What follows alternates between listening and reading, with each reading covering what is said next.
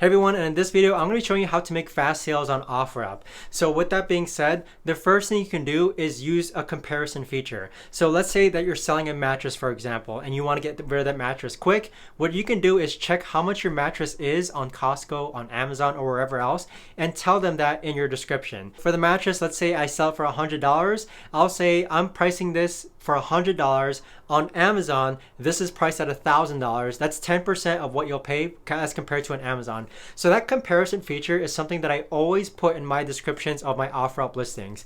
I check what the price is on Amazon, and then I actually say it in the description of my OfferUp listing. And the reason why is because people are always comparing what the price is on Amazon, right? Because Amazon is the largest online retailer. So if I see an OfferUp listing, I'll usually check on Amazon. Okay, let me see what the actual brand new price of this product is. By adding that thing into the descriptions of your OfferUp listings where you find the price on Amazon and then you tell them like, hey, this is normally $1,000 on Amazon, but here on OfferUp, I'm selling it for $100.